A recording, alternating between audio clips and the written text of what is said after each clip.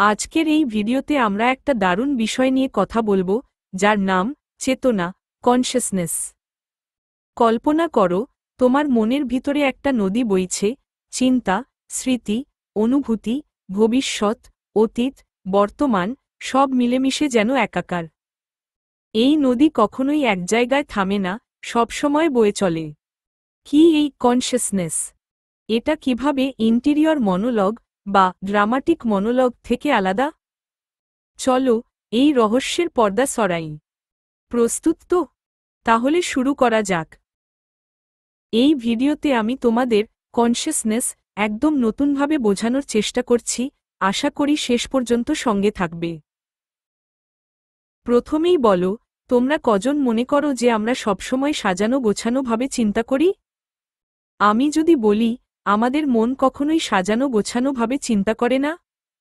আমাদের মাথায় হাজারটা জিনিস একসঙ্গে ঘুরপাক খায়, অতীতের স্মৃতি, বর্তমানের অভিজ্ঞতা, ভবিষ্যতের কল্পনা।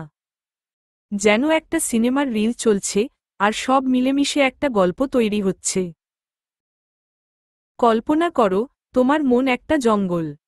সেখানে অতীতের স্মৃতি, বর্তমানের অনুভূতি আর ভবিষ্যতের স্বপ্ন একসঙ্গে বিচরণ করছে। আমাদের অতীতের অভিজ্ঞতা, শেখা জিনিস, আর আবেগ, এগুলো আমাদের মনের গভীরে লুকিয়ে থাকে। আর বর্তমানে যখন আমরা কিছু দেখি বা অনুভব করি, তখন এই সব কিছু মিলে একটা ক্ল্যাশের সৃষ্টি হয়। আর ক্ল্যাশ থেকেই আমরা ঠিক করি, এরপর কি করব। এই পুরো প্রক্রিয়াটাই হল কনশাসনেস। একজন বিখ্যাত দার্শনিক, হেনরি বার্গসন, সময় নিয়ে একটা থিওরি দিয়েছিলেন। তিনি বলেছিলেন, সময় দুই ধরনের। একটা হল অবজেক্টিভ টাইম, যেটা ঘড়ির কাঁটা টিকটিক করে এগিয়ে যায়। আরেকটা হল ডিউরেশন বা সাইকোলজিক্যাল টাইম, যে সময় আমরা অনুভব করি, যে সময় আমরা বাঁচি। যেমন, কখনো কখনো আমাদের মনে হয় 7 মিনিট যেন 7 বছরের মতো লাগছে, তাই না? আইনস্টাইন এটিকেই রিলেটিভিটি বা অপেক্ষবাদ বলে প্রথম উল্লেখ করেছেন। তাই তিনি রিলেটিভিটির জনক। এই ডিউরেশন হল আমাদের মনের সময়, যেখানে অতীত, বর্তমান আর ভবিষ্যৎ মিলেমিশে একাকার। গবেষকরা বলেন, আমাদের মনের অনেকগুলো স্তর আছে। প্রথমে আছে কনশাস ব্রেন, যার মেমোরি ধরে রাখার ক্ষমতা খুবই কম। তারপর আছে সাবকনশাস ব্রেন, আরও গভীরে আছে বিভিন্ন সব স্তর। আমাদের অভিজ্ঞতাগুলো এই স্তরগুলোতেই লুকিয়ে থাকে। আর বর্তমানে কোনো কিছু দেখলে বা অনুভব করলে, তার সঙ্গে সেই অতীতের স্মৃতি মিলিয়ে হঠাৎ বেরিয়ে আসে, বা তার ফলে আমাদের প্রতিক্রিয়া বা মতামত পরিবেশে প্রকাশ পায়। যেমন, ভার্জিনিয়া উলফের উপন্যাস মিসেস ড্যালোওয়ে। এখানে একজন মধ্যবয়সী মহিলাকে দেখবে, যিনি একই সঙ্গে অতীত আর বর্তমানে বাঁচছেন। এটাই কনশাসনেস। এই টেকনিকের নাম প্রথম দিয়েছিলেন উইলিয়াম জেমস, বিখ্যাত নোবেলিস্ট হেনরি জেমসের বড় ভাই।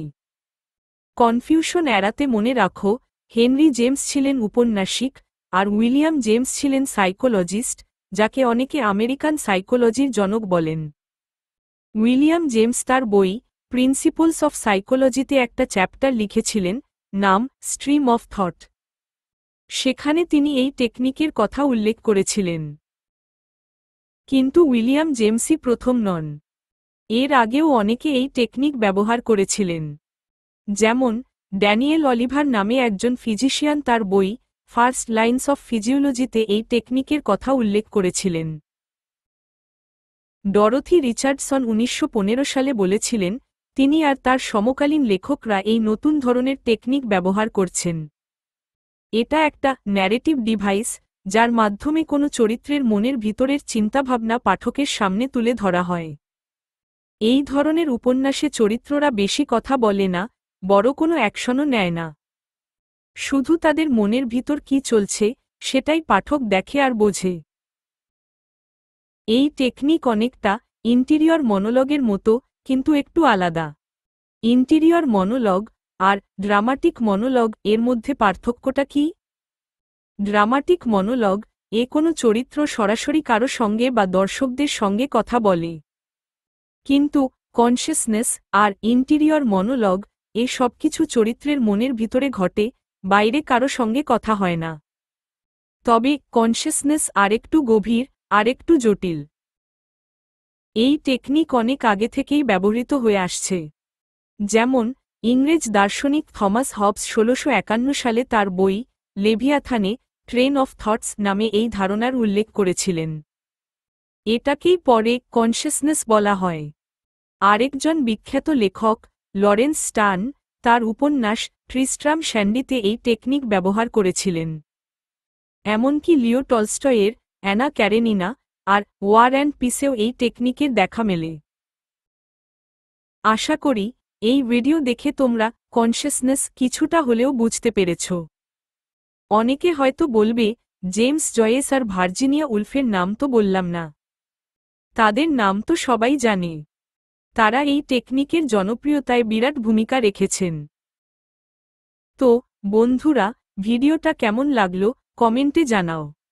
আর এই ধরনের আরও ভিডিও দেখতে চাইলে সাবস্ক্রাইব করো আর বেল আইকনটা অন করে দাও।